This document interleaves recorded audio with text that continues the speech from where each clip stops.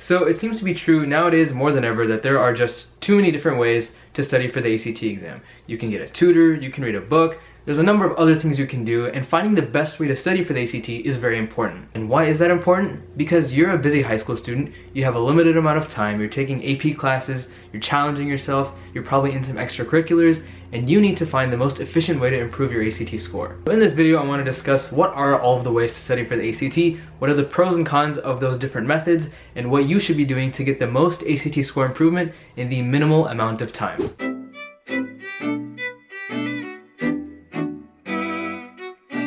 What's up guys, welcome back to another 5 Academy video. Like I said, today we're going to be talking about ACT score improvement and what are the best ways to go about that improvement. I'm going to discuss 5 different methods for studying for the ACT and prepping and learning strategies.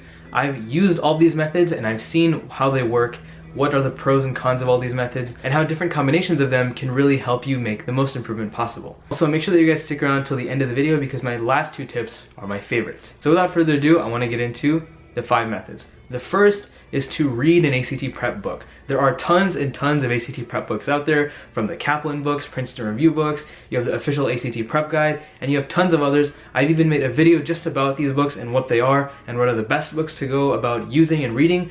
But the thing about books is that they have good content where you can learn about the different skills that the ACT tests you on and the different types of questions you'll get, but they limit you in the amount of practicing that you can do, or official ACT exam practicing that you can do.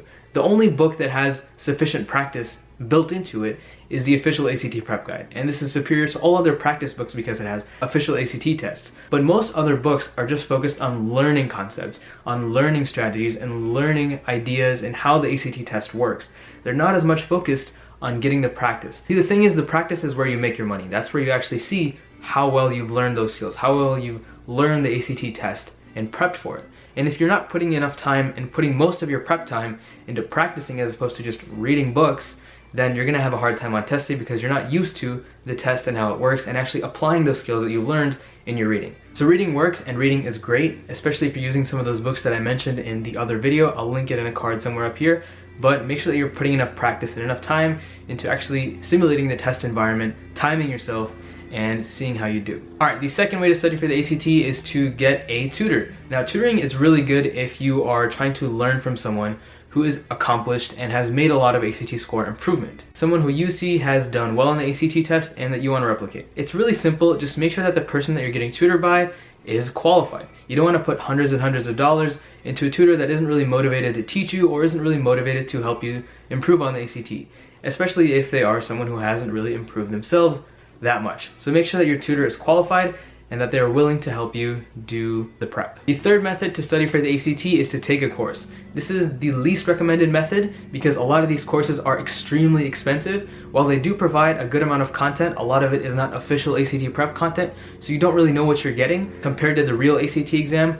But these are helpful for sections like math and English that are really skill heavy and where you have to learn all these skills to get the improvement that you're looking for. If you're especially weak in math and English, look for a course that gives you a lot of practice content that helps you see where you're weak in the specific skill areas, what specific skill areas you're struggling with in English and math, and that allows you to practice those skill areas more and more. I think a lot of students like UWorld, and we actually have a tool that's going to help you do this that we're releasing very soon. If your weaknesses lie more so in writing, reading, and science, then I recommend that you wait to the end of the video because those methods will help you a bit more. So again, for courses, just watch out, they're really expensive, and make sure you identify what your weaknesses are and go for a course or not based on what your weaknesses are. The fourth method is one that has helped me so much, and it is to group study. Group studying is amazing because you can learn from your peers, your friends, whoever you're studying with. You can learn about the ACT, learn about strategies and concepts and skills, bounce ideas and knowledge off of one another, and learn and improve together. A lot of the strategies that I ended up using on the ACT exam came from other people, came from people that I saw doing well, came from classmates and friends who were doing well on the ACT exam, and who I could easily talk to and replicate their improvement from.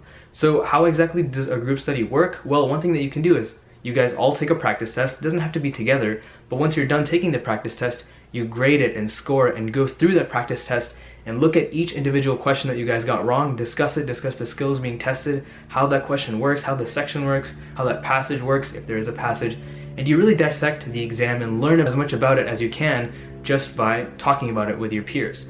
This will help you so much to learn about the test get different ideas from other people and feedback, as well as on how you're doing and how you're approaching problems, and you'll just improve so much from just learning from other people. That's something that helped me a lot. It can be much more helpful than tutoring because A, it's free, and B, you're learning from more than just one person. You're learning from the experiences of other people other than just one tutor that you're paying. So group study if you can, just get together and talk about the ACT, talk about tests, talk about strategies, and you'll learn so much just by doing this. And the fifth and final and my favorite way to study for the ACT exam is to use practice-based improvement. It's focused on taking lots of practice tests, official ACT practice tests, identifying your weaknesses in those exams, looking at each individual question you got wrong, understanding why you got it wrong, how that skill works, how that question is supposed to be answered, and how you can understand that skill for next time, and then repeating the process for all of the problems that you get wrong on every exam. I know it seems like a lot, but it'll help you get a really in-depth understanding of where your weaknesses are and how you can improve on those weaknesses going forward in your exams. Once you understand that the one thing keeping you from the score that you want is those weaknesses, those gaps, and you can really use this method to fill in those gaps, find those skills, learn about those skills that you are weak in, and literally you'll see your score just getting a little better with each practice test you take. All you have to do is look over your exams, look at how you're doing after you take these exams, and repeat the process. It's really not that hard. You just have to take out a little bit of time from just practicing and practicing, slow down a bit, take one practice test, and look it over, see how you're doing, and see how you can fix your errors for next time. And if you pair this with group studying, where you go over your practice exams together with other people as opposed to just identifying weaknesses on your own, you can get an exponentially higher result and improvement from this process. It really works when you couple those two together, and doing those two things together is what helped me get my significant score improvement, and I'm sure it can help you do the same. Alright guys, that's all we have for you today. I hope you enjoyed this video and learned a lot from it. Please be sure to subscribe, like, and comment if you have any questions, because I will be there to answer all of them. It could be about college, could be about ACT prep, whatever it is, let us know and we'll try to help you as much as we can. And apart from that, I'll see you guys in the next video. Peace.